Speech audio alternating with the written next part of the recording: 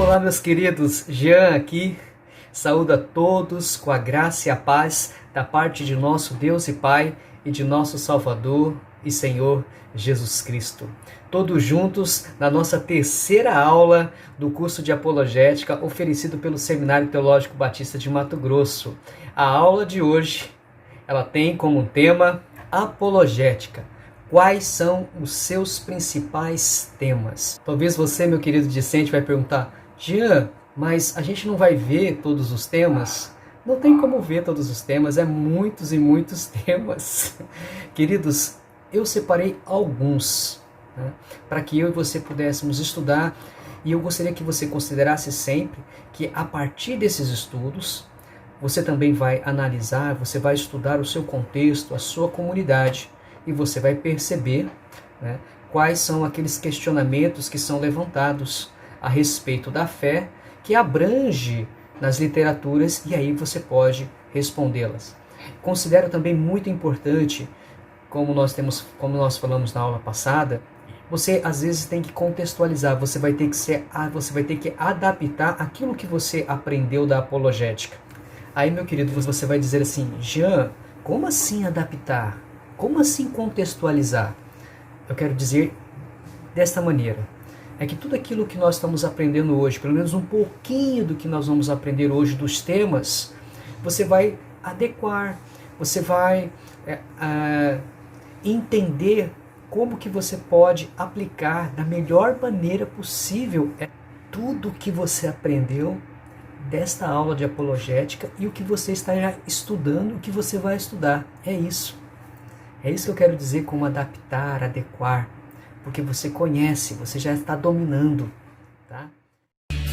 Maravilhosa graça, seu infinito amor. O propósito deste plano de ensino é passar para vocês os dois movimentos que vai acontecer nesta aula. O primeiro deles é a gente verificar as bibliografias. Eu vou trazer para você a bibliografia dos autores, passar o sumário e tentar fazer essas relações. E depois eu vou levantar alguns temas, como eu prometi para vocês. Nós vamos tratar de alguns temas da apologética. Então vamos lá? Vamos às bibliografias? Vamos lá.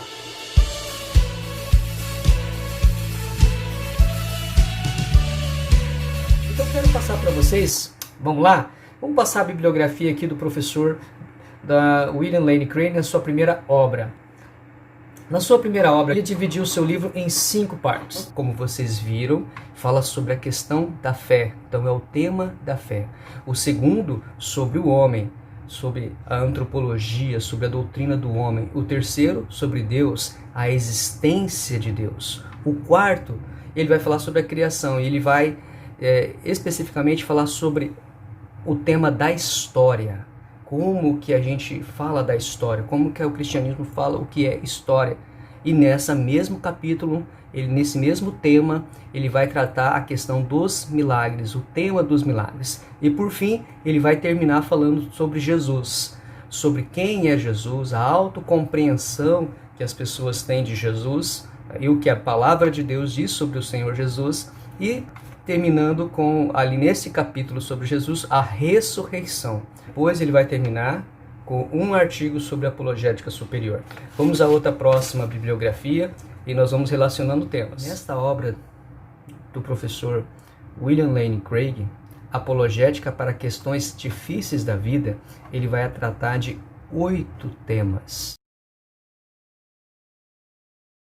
No livro era 5 e neste são 8 temas. Ele vai falar do tema da dúvida, da oração não respondida, do fracasso, a questão do sofrimento e do mal, o aborto, a homossexualidade, e ele vai falar sobre Cristo, o único caminho.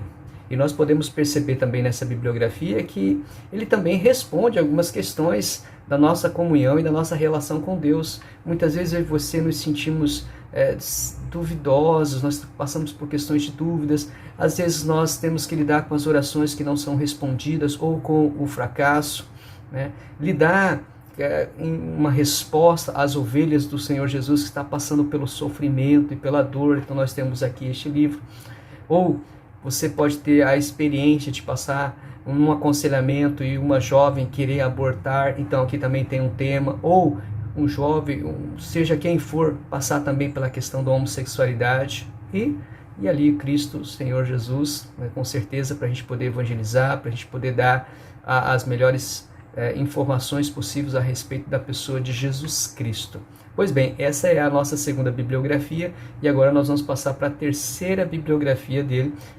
Nessa terceira obra do professor William Lane Craig, que tem como título A Razão da Nossa Fé, respostas às difíceis questões sobre a Bíblia, sobre Deus e sobre o cristianismo, é um livro mais denso.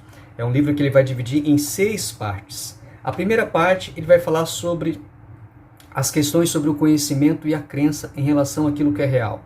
Vai falar sobre lógica e argumentação, ele vai falar sobre a questão da moralidade, ele vai falar sobre a autoridade das escrituras sagradas, sobre a confiabilidade dos textos bíblicos. A segunda parte desta obra, ele vai tratar sobre Deus, a existência de Deus, o que significa definir Deus. Trará o tema da Trindade, ele vai falar sobre os atributos divinos.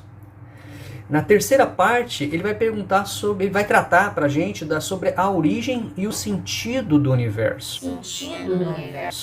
E neste, ele vai falar sobre a origem do universo, vai tratar da questão do tempo, ele vai falar também sobre o ateísmo e o sentido da vida. Ele vai falar sobre teologia e a ciência. Na quarta parte, ele vai tratar perguntas sobre a vida após a morte e o mal. Ele vai falar também, na quinta parte do livro, perguntas acerca de Jesus e de ser discípulo de Jesus. A sexta parte é perguntas sobre assuntos da prática cristã. Que interessante. Sobre as questões sociomorais. Ele vai entrar num tema da pós-modernidade. E sobre conselhos práticos.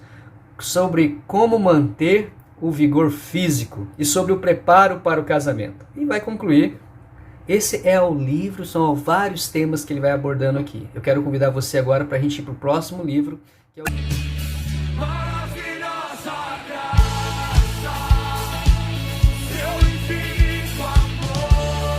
Vocês acabaram de ver as bibliografias do autor Norman Geisler.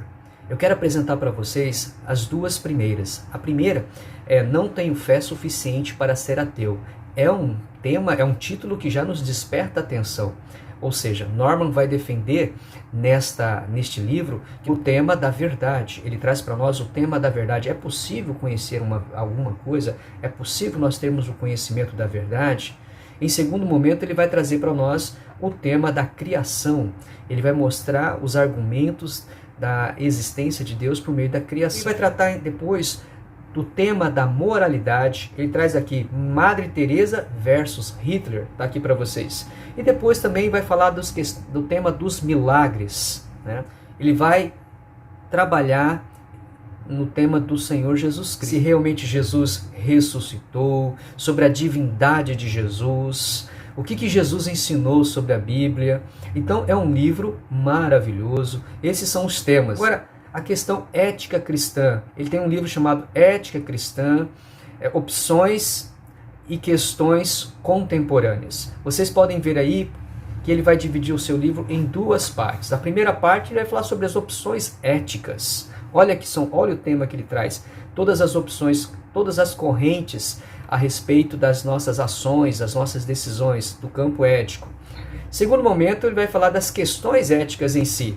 Ele vai tratar do aborto, ele vai falar sobre infanticídio, eutanásia, questões biomédicas, né?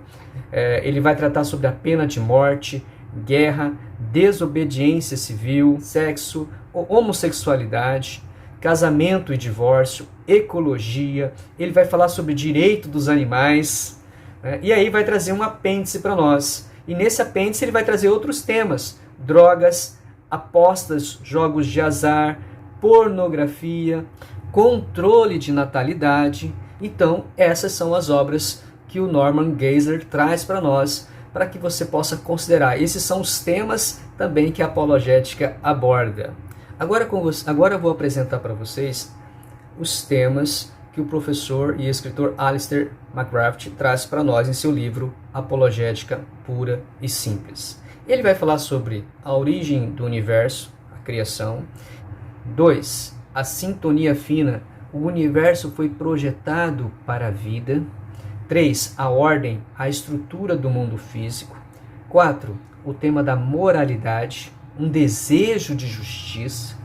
5. Desejo, um instinto de volta ao lar chamado Deus. 6. A beleza, que fala sobre o esplendor do mundo natural. 7. Relacionalidade, Deus como pessoa. E 8. Eternidade, a intuição da esperança.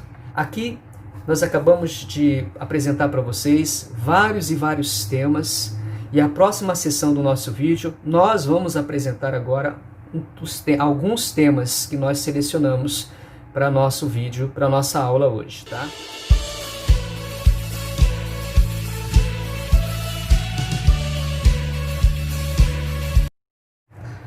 Olá, meus queridos, vocês conseguiram, nesta apresentação das bibliografias, relacionar os temas que são recorrentes?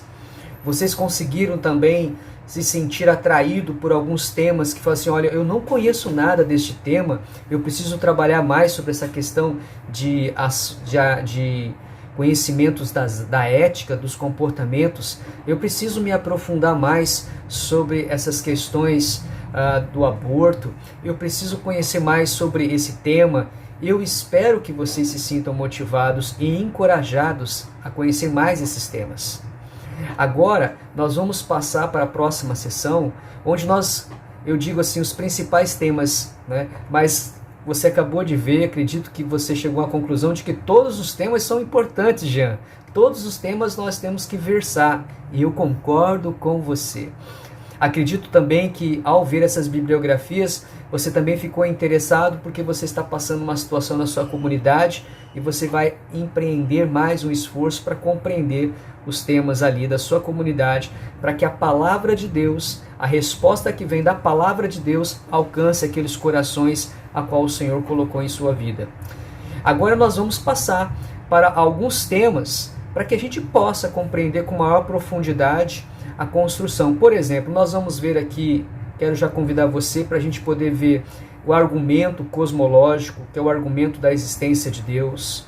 Nós vamos ver o argumento da sintonia fina, né? O que é sintonia fina? Se você não conhece, você vai ver agora. E nós vamos falar também sobre o argumento moral. Esses 3 vídeos que eu vou trazer para vocês, são 3 vídeos animados, de animação visual. Eu acredito que vocês vão gostar e vai nos despertar para os próximos temas. Esse primeiro vídeo que fala sobre o argumento cosmológico, tá bom? Vamos lá?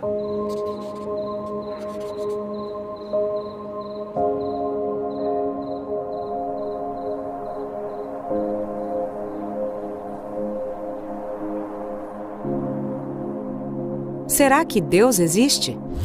Ou será que o universo material é tudo que existe, sempre existiu e sempre existirá? Uma abordagem para responder a esta pergunta é o argumento cosmológico. É assim: tudo que começa a existir tem uma causa. O universo começou a existir. Portanto, o universo tem uma causa. A primeira premissa é verdadeira? Vamos considerar. Acreditar que algo pode vir à existência sem uma causa é mais difícil do que acreditar em mágica. Pelo menos com a mágica, você tem um chapéu e um mágico. E se alguma coisa pode surgir a partir do nada, então por que não vemos isso acontecendo o tempo todo? Não. A experiência cotidiana e as evidências científicas confirmam nossa primeira premissa. Se algo começa a existir, deve ter uma causa.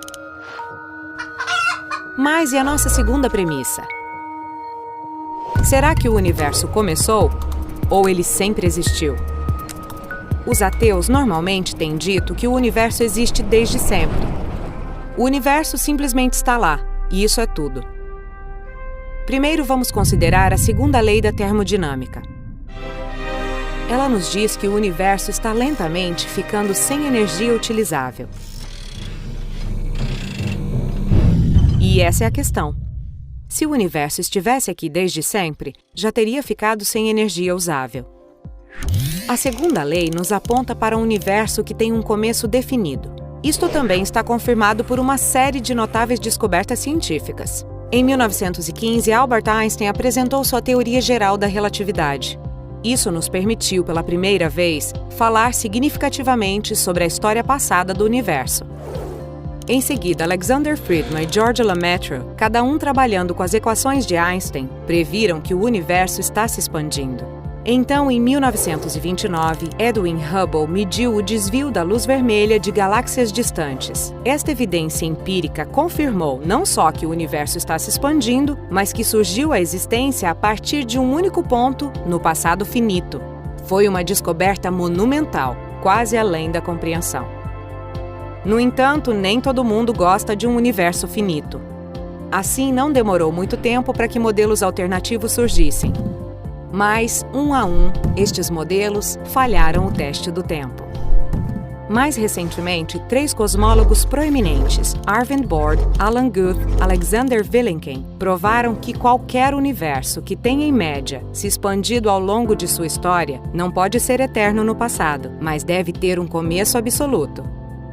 Isto se aplica até mesmo ao multiverso, se é que existe tal coisa. Isto significa que os cientistas não podem mais se esconder atrás de um universo eterno no passado. Não há como escapar. Eles têm de enfrentar o problema de um início cósmico. Qualquer modelo adequado deve ter um começo, como o modelo padrão. É bastante plausível, então, que ambas as premissas do argumento sejam verdadeiras. Isto significa que a conclusão também é verdadeira. O universo tem uma causa. E já que o universo não pode causar-se a si mesmo, sua causa deve ser além do universo de espaço e tempo. Deve ser sem espaço, atemporal, imaterial, não causado e inimaginavelmente poderoso. Muito parecido com Deus. O argumento cosmológico mostra que, de fato, é bastante razoável acreditar que Deus existe.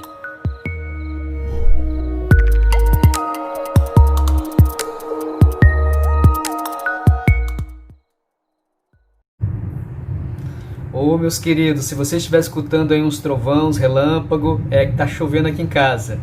Meus amados, vocês gostaram do vídeo? Eu particularmente amei e amo, e eu sempre tenho prazer de poder demonstrar esse vídeo, como é maravilhoso. Eu louvo a Deus pelo pastor Lane Craig e por toda essa equipe que nos auxilia, que nos ajuda a entender este argumento que apresenta a existência do Senhor.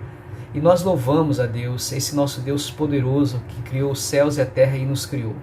Queridos, eu gostaria de chamar a sua atenção para a estética, para a beleza deste vídeo em primeiro lugar. Vocês viram que o vídeo começa com uma criança com um balão vermelho, e nesse balão está escrito Deus está aí, né? Ou seja, Deus, você está aí? E aí vem a pergunta, será que Deus existe? Aí vem, ou será que o universo material é tudo o que existe? Será que só existe? O que existe é só essa matéria, só essa natureza, ou sempre existiu e sempre existirá? Colocando a ideia se o mundo é eterno. E aí ele vai desenvolver o argumento cosmológico.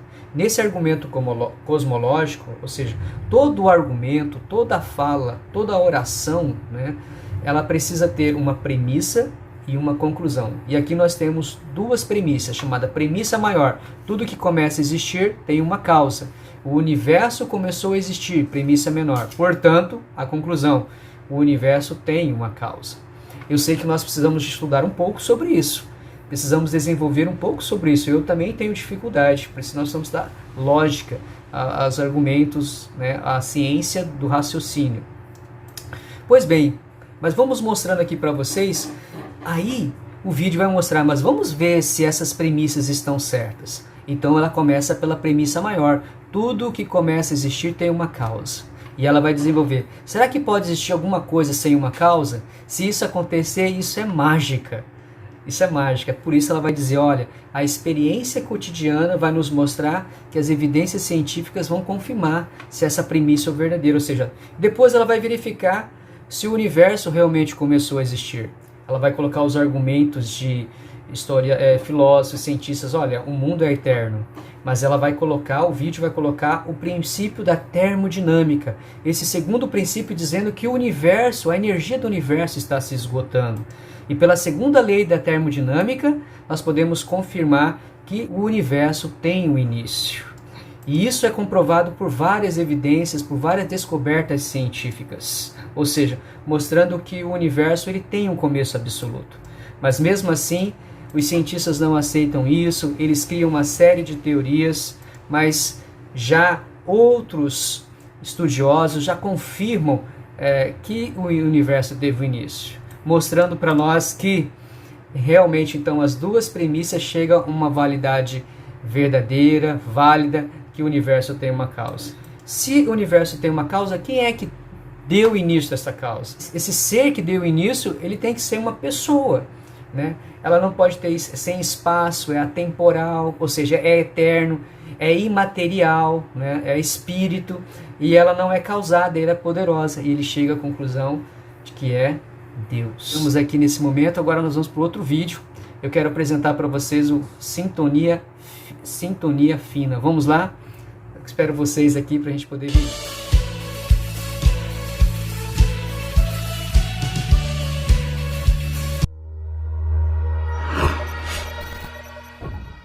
Das galáxias e estrelas, até os átomos e partículas subatômicas, a própria estrutura do nosso universo é determinada por estes números.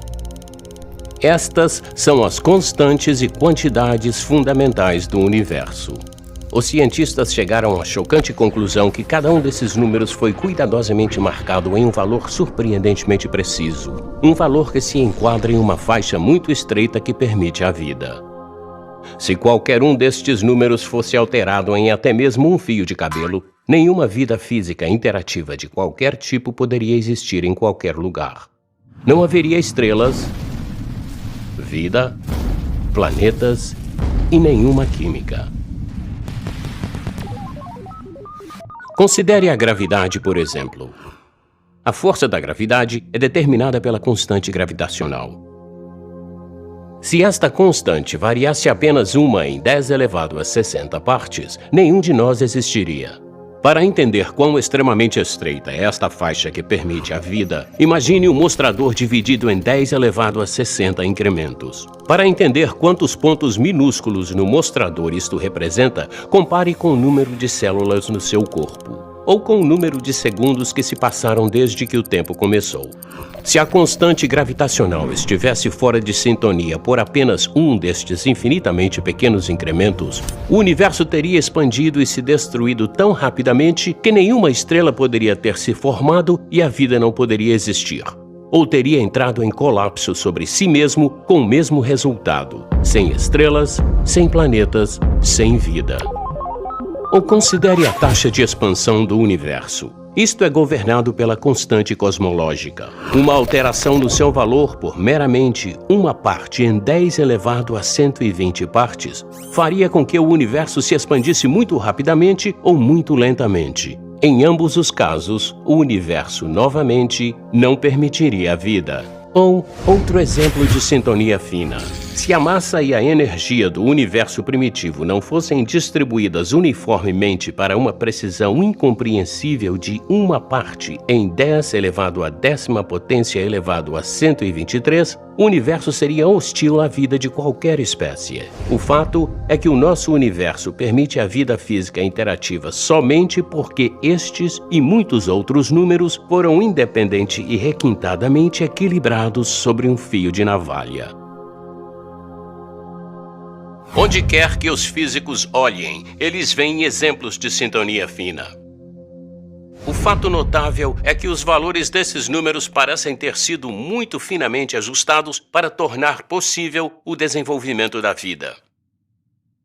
Se alguém afirma não ser surpreendido pelas características especiais que o universo tem, ele está escondendo a cabeça na areia. Estas características especiais são surpreendentes e improváveis.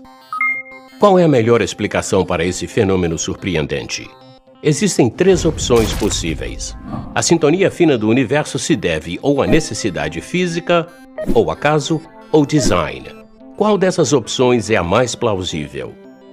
De acordo com essa alternativa, o universo deve permitir vida. Os valores exatos dessas constantes e quantidades não poderiam ser diferentes. Mas isso é plausível? Um universo que proíbe a vida é impossível?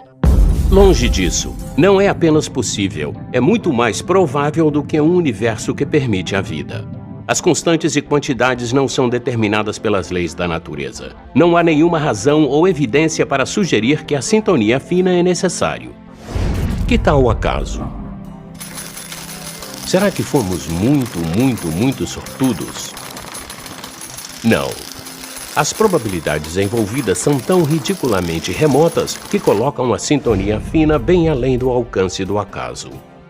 Assim, em um esforço para manter viva essa opção, alguns têm ido além da ciência empírica e optaram por uma abordagem mais especulativa conhecida como multiverso.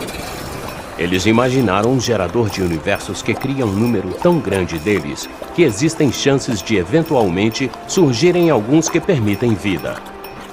No entanto, não há nenhuma evidência científica para a existência deste multiverso. Não pode ser detectado, observado, medido ou provado. E o gerador de universos em si precisaria de uma enorme quantidade de sintonia fina. Além disso, pequenas áreas de ordem são muito mais prováveis do que áreas grandes. Assim, o universo mais provável e observável seria pequeno, habitado por um único e simples observador. Mas o que realmente observamos é o que menos esperamos. Um vasto universo, espetacularmente complexo, altamente ordenado e habitado por milhares de milhões de outros observadores. Ou seja, mesmo que o multiverso existisse, o que é um ponto discutível, não faria nada para explicar a sintonia fina. Dada a improbabilidade da necessidade física ou acaso, a melhor explicação para por que o universo é finamente sintonizado para a vida pode muito bem ser que ele foi projetado dessa forma.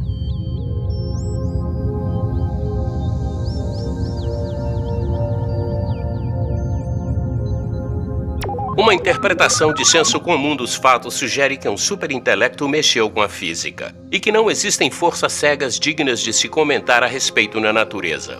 Os números que se calculam a partir dos fatos parecem-me tão avassaladores a ponto de quase não poder questionar esta conclusão. Existe para mim poderosa evidência de que há algo acontecendo por trás de tudo. Parece como se alguém detalhadamente afinou os números da natureza para fazer o universo. A impressão do design é esmagadora. Os céus proclamam a glória de Deus e o firmamento anuncia a obra das suas mãos. Um dia faz declaração a outro dia, e uma noite revela conhecimento a outra noite.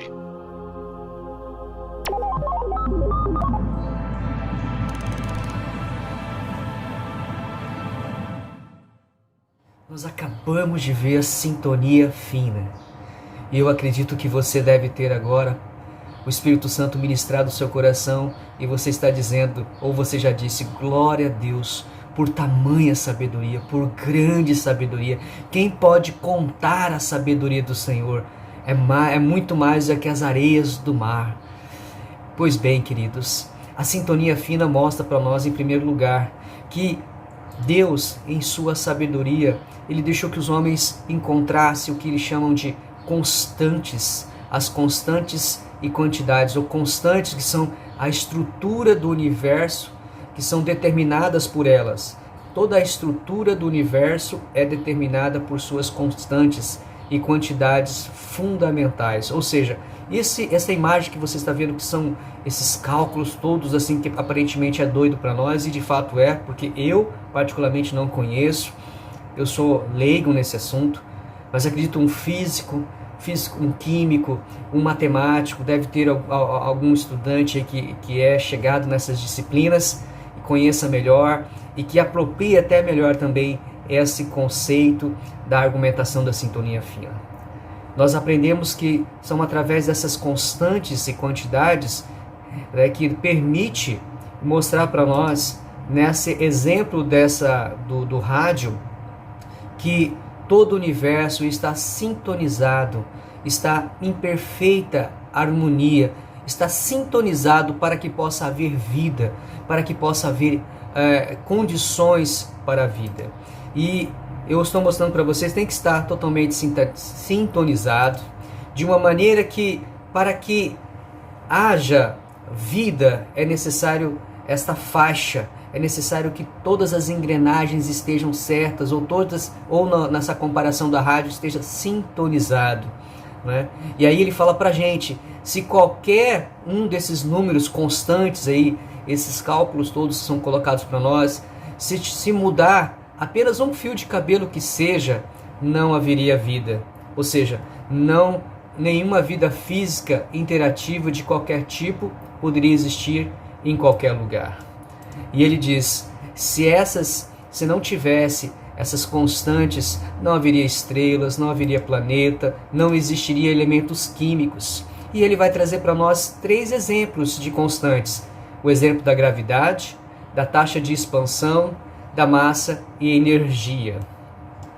E depois ele vai mostrar essas imagens de um lápis, debaixo de um clipes que está sobre um ovo, que o ovo está sobre a colher, e a colher sobre um fósforo e uma navalha. E ele dizia, é assim que essas constantes são ilustradas, né? É reconhecida por estudiosos, né? Essa constantes é reconhecida por estudiosos, acabei de colocar para nós. E aí ele traz para nós uma pergunta, qual é a melhor explicação para essa sintonia fina, né? Para essa projeção perfeita do universo? Se deve à necessidade, ao acaso, ou um designer, ou seja, um projetista, alguém para projetar esse mundo, esse universo? E aí ele levanta esses argumentos, vai mostrando para nós ali no vídeo, chegando ao ponto de mostrar que, olha, não pode ser necessidade, não pode ser o acaso, né? Ele faz a pergunta, por que o universo é finitamente sintonizado para a vida? Então ele diz, é melhor mostrar para a gente que esse projetista é o nosso Deus, o nosso maravilhoso Deus. E ele termina com a palavra do Senhor, os céus proclamam a glória de Deus, e o firmamento anuncia a obra das suas mãos. Um dia faz declaração a outro dia, e uma noite revela o conhecimento a outra noite. Queridos, nós vamos assistir agora o vídeo sobre a moralidade objetiva. Depois deste vídeo nós vamos voltar aqui e comentar.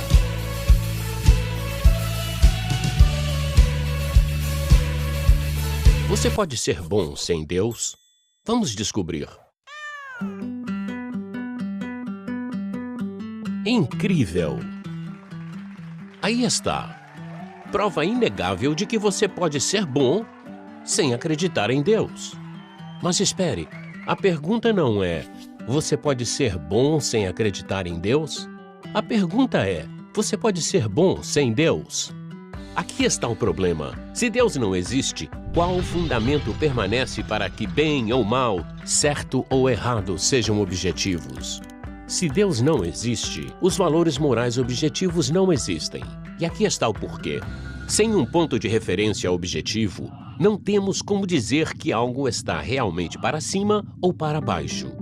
A natureza de Deus fornece um ponto de referência objetivo para os valores morais. É o padrão ou estándar no qual todas as ações e decisões são medidas. Mas se não há Deus, não há nenhum ponto de referência objetivo. Tudo que temos é o nosso ponto de vista, que não é mais válido do que o ponto de vista de qualquer outra pessoa. Esse tipo de moralidade é subjetiva e não objetiva. É como uma preferência por sorvete de morango. A preferência está no sujeito, não no objeto. Por isso não se aplica a outras pessoas. Da mesma forma, a moralidade subjetiva só se aplica ao sujeito, não é válida ou obrigatória para qualquer outra pessoa. Assim, em um mundo sem Deus, não pode haver nenhum mal e nenhum bem. Nada além de indiferença cega e impiedosa. Deus manifestou a sua natureza moral para nós em forma de mandamentos. Eles fornecem o fundamento para deveres morais. Por exemplo, o atributo essencial de Deus, o amor, é expresso em seu mandamento: ame o seu próximo como a ti mesmo. Este mandamento fornece um fundamento sobre o qual podemos afirmar a bondade objetiva da generosidade, abnegação e igualdade. E da mesma forma, podemos condenar a maldade objetiva da ganância, do abuso e da discriminação. Isso levanta um problema. Algo é bom só porque Deus assim o quer? Ou Deus quer algo porque é bom? A resposta é nenhum. Em vez disso, Deus quer alguma coisa porque Deus é bom. Deus é o padrão dos valores morais, assim como o espetáculo musical ao vivo é o padrão para uma gravação de alta fidelidade. Quanto mais uma gravação soa como o original, melhor ela é. Da mesma forma, quanto mais perto uma ação moral está em conformidade com a natureza de Deus, melhor é. Mas se o ateísmo é verdadeiro, não existe um padrão definitivo, e então não pode haver obrigações ou deveres morais. Quem ou o que estabelece tais deveres sobre nós? Ninguém. Lembre-se, para o ateu, os seres humanos são apenas acidentes da natureza, animais altamente evoluídos. Mas os animais não têm obrigações morais um para com o outro. Quando um gato mata um rato, ele não faz nada moralmente errado. O gato está apenas sendo um gato. Se Deus não existe, então devemos ver o comportamento humano da mesma forma. Nenhuma ação deveria ser considerada moralmente certa ou errada. Mas o problema é, bem e mal, certo e errado, existem. Assim como a nossa experiência sensorial nos convence que o mundo físico é objetivamente real, a nossa experiência moral convence-nos de que os valores morais são objetivamente verdadeiros. Toda vez que você diz, "Ei, isso é uma injustiça, isso é errado", você afirma sua crença na existência da moralidade objetiva. Estamos todos bem conscientes de que o abuso de crianças, a discriminação racial e o terrorismo são errados para todo mundo sempre. Isto é apenas uma preferência ou opinião pessoal? Não. O homem que diz que é moralmente aceitável estuprar criancinhas está tão errado quanto o homem que diz 2 mais 2 são 5. Isso tudo equivale, então, a um argumento moral a favor da existência de Deus. Se Deus não existe, valores e deveres morais objetivos não existem. Mas os valores e deveres morais objetivos existem. Portanto, Deus existe. O ateísmo não fornece um fundamento para a realidade moral que cada um de nós experimenta todos os dias. Na verdade, a existência de moralidade objetiva nos aponta diretamente para a existência de Deus.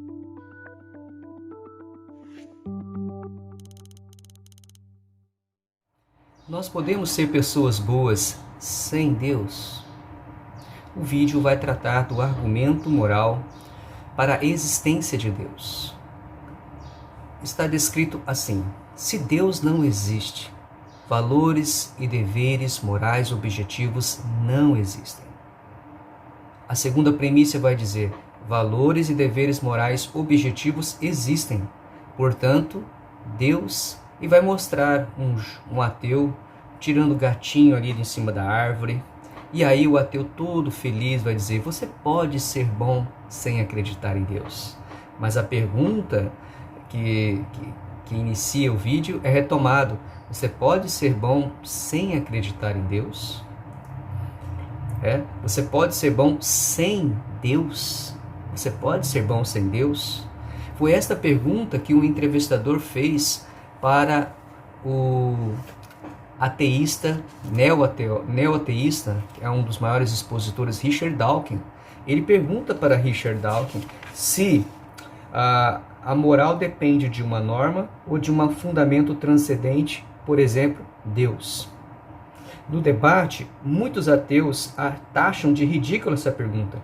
Como alguém pode dizer que os ateus são imorais por não acreditar em Deus? Mas não é isso que se trata, o que está sendo discutido. A grande questão é saber se a moral objetiva pode ser sustentada sem uma fé em Deus. E o vídeo vai mostrar isso para nós.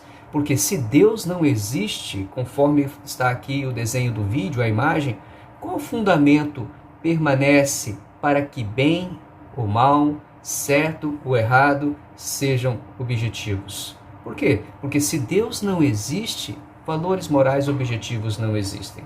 Ele vai dar o exemplo para nós do astronauta, ou seja, você vai ficar lá no espaço sem gravidade, porque sem valores objetivos morais não há gravidade, não há como você andar, você não sabe se você está de pé, se você está de cabeça para baixo, se você está para cima. Então, por isso, ele mostrará para nós a natureza de Deus. É através da natureza do Senhor, nosso Deus, que permite o seu amor, a sua verdade, a sua misericórdia, a sua justiça, a sua paz, a sua santidade, mostrando que há um valor intrínseco dentro de nós, porque somos criaturas criadas à sua imagem e semelhança, e valores morais foram colocados dentro de nós. E se Deus não é o padrão, levanta mais uma vez a questão, o vídeo. Se Deus não é o padrão para a moralidade, o que nós podemos ter? Ele vai dizer, nós vamos ter somente a nossa opinião pessoal. Aí ele vai trazer a questão, a moralidade é subjetiva ou objetiva? Por isso ele vai trazer para nós a questão das crianças tomando sorvete, né? Cada criança gosta de um sabor de sorvete diferente. Imagine a moral. Será que tem condições que cada um escolher as questões morais de maneira subjetiva? Né? Não. Vai ter um confronto, vai ter um conflito, vai ter questões ali falando, você concorda em roubar? Eu não concordo, isso não é roubar. E aí ele vai fazer a citação do Richard Dawkins. Nem mal e nem bem, nada lei de indiferença cega e impiedosa. O vídeo acredita aquilo que nós já falamos, que Deus, ele manifestou o seu caráter através dos seus deveres morais. Como, por exemplo, o amor. Ama o teu próximo como a ti mesmo. Através do amor, a gente pode ver a generosidade, a abnegação e a igualdade dentro dos nossos relacionamentos. Sem esse padrão de moralidade do amor de Deus, nós temos a ganância, o abuso e a discriminação. E aí a pergunta que ele traz no vídeo, é bom? É porque Deus quer assim? Ou Deus quer assim porque é bom? A verdade, Deus quer assim porque Deus, ele é bom. Mas se o ateísmo é verdadeiro, não pode haver obrigações morais. Por quê? Quem é que estabelece esses tais deveres? Ninguém. E aí ele vai trazer para nós, os seres humanos são apenas acidentes da natureza para o ateísmo. Os animais é um animal altamente evoluído. Né? Os animais não têm obrigações morais uns com os outros, então o vídeo vai considerar isso. E aí a figurinha para nós do gatinho comendo rato. Mas por que então que o gato não é preso? Né? Agora, se Deus não existe, nós deveríamos ver o comportamento da mesma forma, não é verdade? Mas nós não vimos. Né? Nós sabemos que nenhuma ação deveria ser considerada certo ou errado. Por quê?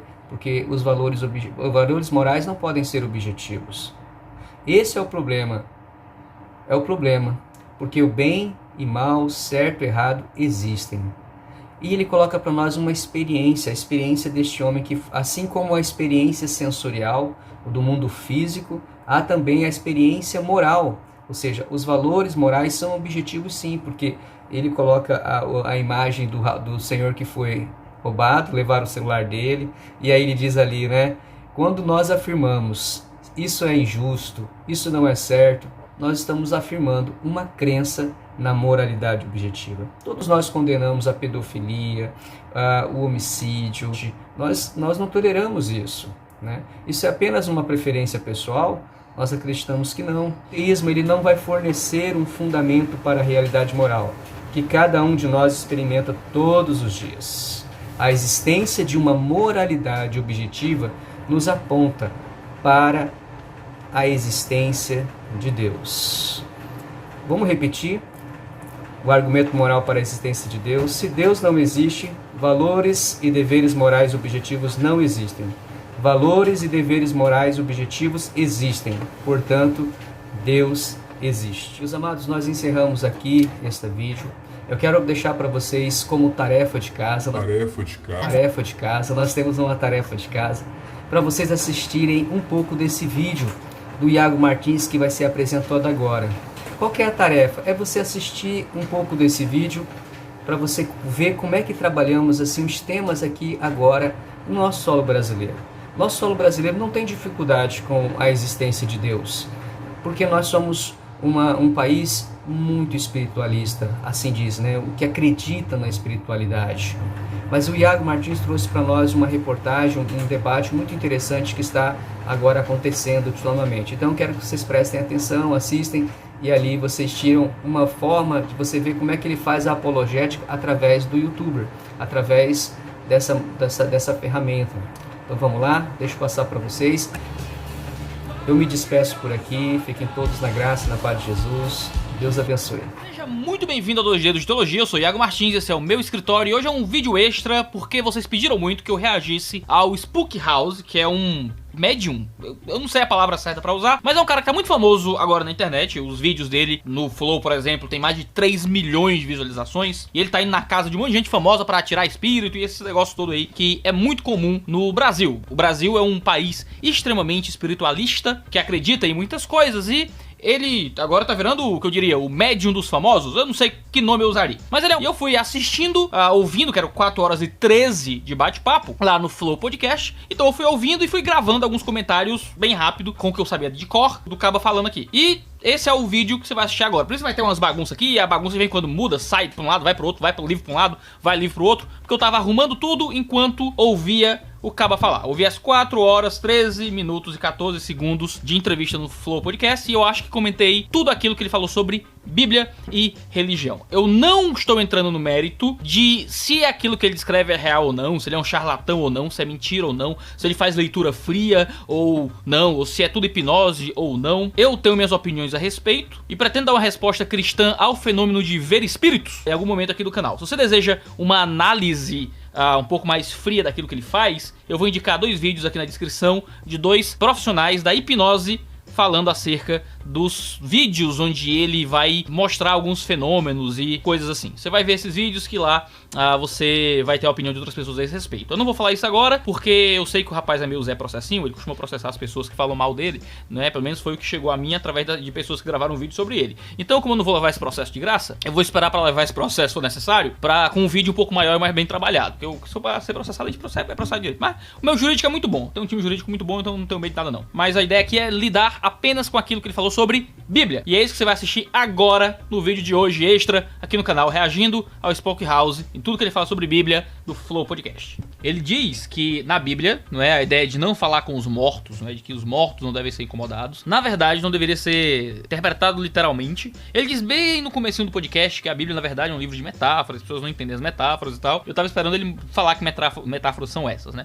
Ele já começa aqui. Os mortos que não devem ser incomodados na Bíblia, segundo ele, eram mendigos. Basicamente eram trabalhadores braçais que abriam valas em Roma, ganhavam salário de pão e água, e esses eram os mendigos, né, os pobres, os miseráveis, que não deveriam ser incomodados. Ele diz que quando Jesus levantou os mortos, o que ele estava fazendo? Ele estava levantando um exército de pobres e miseráveis. Tá, vamos por partes. Quando a Bíblia fala de mortos, no grego, morto pode ser traduzido por morto, certo? Lexicalmente, você tem morto. Alguém que está morto. Não só a palavra, mas todos os descritivos dessa palavra são descritivos literais de uma narrativa de alguém encontrando alguém que morre. Você abre os evangelhos e o que você tem é a história de uma menina que está doente. A menina que está doente morre, o pai chega a dizer, minha filha está lá em casa, doente, por favor vem curar ela morreu, Jesus vai e ressuscita. Ele interpreta que isso é uma grande metáfora para uma menina pobre, que Jesus ressuscitou? Como é que é isso, né? Não, a ideia de que Jesus ressuscitou mortos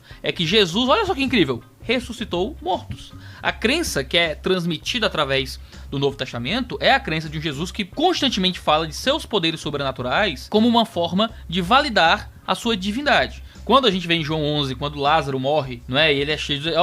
teu amigo que você ama tá doente. Chega aí, Jesus volta. O cara morreu, tem um ritual de enterro. O cara vai pra uma cova. O cara já tá com a carne putrefata. Então, ele já tá com cheirando mal. E falam sobre doença, falam sobre ressuscitar. Falam sobre a ressurreição final no último dia. Nada nesse texto, certo? Nada nos textos de ressurreição do Novo Testamento dão qualquer indicativo metafórico ou alegórico. O Novo Testamento não é uma alegoria. Textos alegóricos podem ser percebidos como tais, e existem muitos textos alegóricos do período helênico também, ainda que não fosse o estilo literário mais comum da época. O Novo Testamento não apresenta literatura alegórica, por mais que alguns discursos façam uso da metáfora, alguns discursos façam uso de analogia para estabelecer esse ou aquele ensino. A narrativa dos evangelhos é uma narrativa, é a construção da história de alguém que nasceu, cresceu, pregou suas ideias, se defendeu como Deus, foi morto, ressuscitou no 3º dia e foi assunto aos céus. Os discípulos que escreveram isso como história, muitos deles também escreveram cartas, e em cartas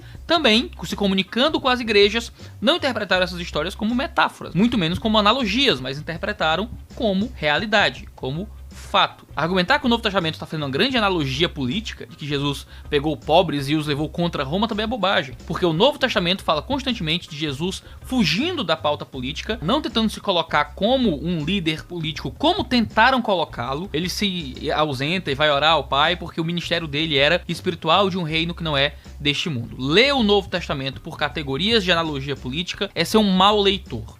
Por que é que o Spook House faz isso? Porque o Novo Testamento claramente condena aquilo que ele faz. Mediunidades, falar com espíritos, procurar os mortos, não é? As pessoas morreram e uma vez mortas, elas seguem daí o juízo. Elas não são mais trazidas a essa vida. O Antigo Testamento chama tudo isso de feitiçaria, trata por ato pecaminoso, por algo que é atrelado até mesmo às forças demoníacas. Como Spook House, não sei, não conheço, não posso julgar de forma geral, só o discurso que eu tô ouvindo aqui das 4 horas do Flow, mas ouvi 1h30 até agora. Ele, de alguma forma, quer se desassociar das condenações da Bíblia sobre o que ele faz, parece. Ele vai, então, torcer o significado bíblico para poder se eximir disso. Então, eu não tô questionando aqui, nem fazendo uma grande defesa contra a ideia de ver espírito ou o que seja. Eu teria que fazer um vídeo inteiro só para explicar como o cristianismo interpreta contatos mediúnicos e ver espírito, esse tipo de coisa. Geralmente, a gente interpreta como ações demoníacas, como demônios e não como pessoas realmente que morreram.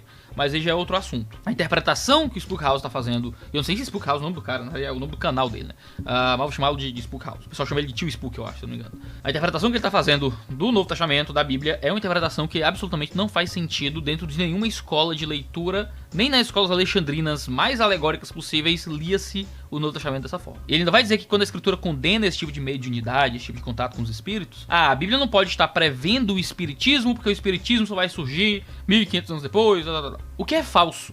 Já no Antigo Testamento, havia práticas de consulta a mortos. Claro que o kardecismo é um fenômeno moderno, mas o fenômeno de consultar a mortos, consultar antepassados, é um fenômeno extremamente antigo em regiões mesopotâmias, regiões egípcias, no mundo antigo de forma muito geral. No cenário greco-romano, já no Novo Testamento, já era muito comum que os gregos, principalmente, tivessem culto aos antepassados e fizessem consultas a mortos. Existem registros do Antigo Testamento de feiticeiras consultando mortos e de condenações aos outros povos que estavam ali no entorno de Israel, que tinham essa prática de consultar mortos. Então dizer que a Bíblia não pode estar falando disso porque isso é um fenômeno moderno, isso também é mentiroso. Ele vai falar do legião, né, o diabo bíblico, que não é o diabo bíblico, certo? Existiu um caso específico em que Jesus foi expulsar demônio de uma pessoa e o nome desse demônio era legião, porque somos muitos. Legião era o nome da maior unidade militar do período romano, era uma legio, certo? Que dava 3.000 legionários, né? Daí vem o nome legião. Quando o demônio diz que me chamo legião porque somos muitos, ele nem necessariamente está dizendo que são 3.000 demônios, ele está dizendo que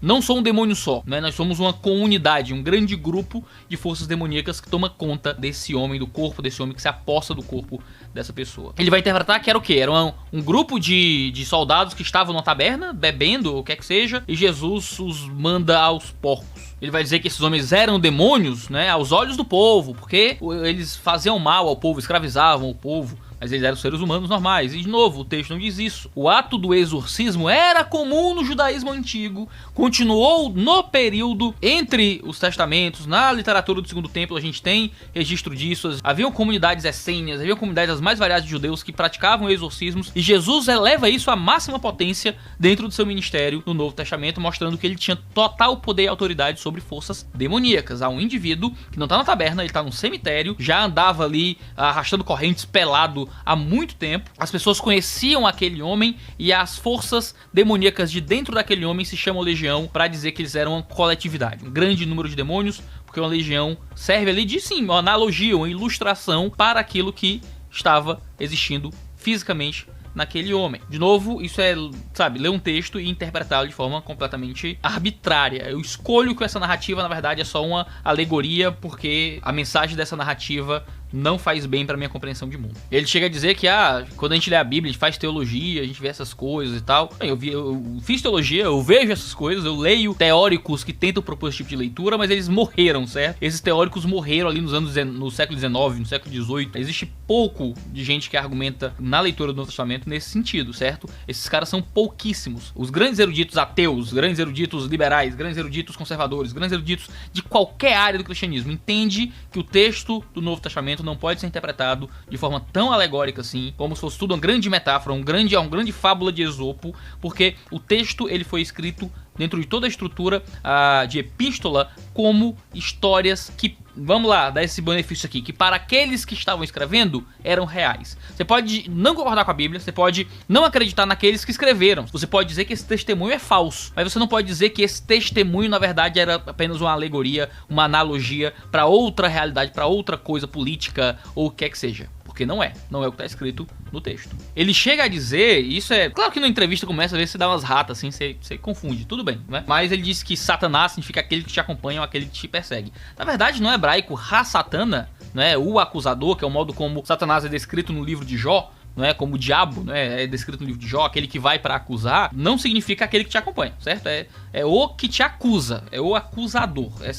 Esse é um dos nomes de Satanás. Ele vai dizer que, na verdade, os nomes ali que são usados para falar de Satanás, na verdade, são vários descritivos. Não são nomes realmente. E sim, isso é certo. Quando a gente fala de Satanás, por exemplo, isso é uma transliteração de o acusador no hebraico. E vários outros nomes que dão pro diabo, como Lúcifer, que na verdade nem é um nome que deveria ser aplicado ao diabo, e vários outros. Agora, o diabo aparece como um personagem, como uma autoconsciência, como uma pessoa real que possui vários nomes, assim como Jesus aparece como uma pessoa real que recebe vários nomes. Ele é o El Shaddai, ele é o Todo-Poderoso, ele é isso, aquilo outro. São vários descritivos que são colocados em volta daquele personagem. Assim como Jesus, assim como Deus Pai, aparece como um personagem no Antigo e no Novo Testamento, envolto em vários descritivos, e isso não faz com que ele deixe de ser um personagem real, uma pessoa, uma autoconsciência. O mesmo acontece com Satanás. Ele aparece com vários descritivos, como o Satanás, como o acusador, como isso, o grande dragão, a antiga serpente. Vários nomes são dados a ele, mas isso não faz com que ele deixe de ser um personagem real que volta e meia aparece ali tanto no Antigo quanto no Novo Testamento. Ele vai dizer que, na verdade, o que nos persegue, o que nos acompanha, segundo essa leitura que ele faz aí do que é o Satanás, é a usura, é os nossos demônios internos, é a ganância e tal, e que, na verdade, o diabo ali são os nossos diabos interiores. Seria ótimo se fosse assim, certo? Seria muito fácil, seria muito simples.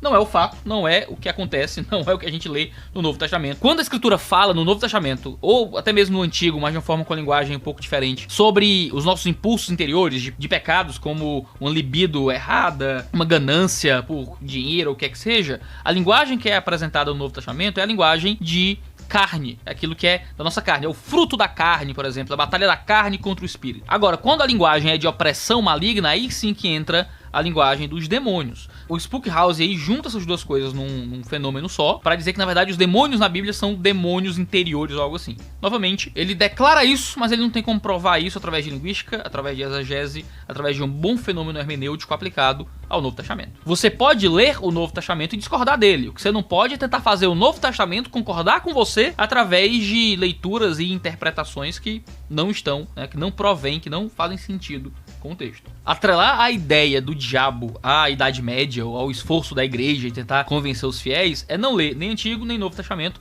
onde as ideias sobre essa força maligna que se levanta contra Deus e contra os homens está registrado nos mais variados ambientes, certo? Lá no nosso curso Teologia Descomplicada a gente tem um módulo de demonologia, só para lidar com a doutrina dos anjos e dos demônios, mas eu pretendo fazer vídeo aqui em algum momento para tentar falar um pouco mais sobre como a Escritura registra e fala a respeito dessas forças demoníacas e de aparições de espíritos e coisas assim. Acho que cabe um vídeo só sobre isso, mas como nesse vídeo provavelmente eu não vou citar ninguém específico, você sabe como é que a gente faz aqui no Teologia de Teologia, eu quis fazer esse vídeo aqui um pouco mais lidando diretamente, falando diretamente com o indivíduo e com o Flow Podcast diretamente, que é um podcast que eu gosto muito, que dá espaço para muita gente falar, e argumentar diretamente com aquilo que o Spook House colocou como argumento contra aquilo que tradicionalmente se entende da Bíblia sobre forças demoníacas, tá?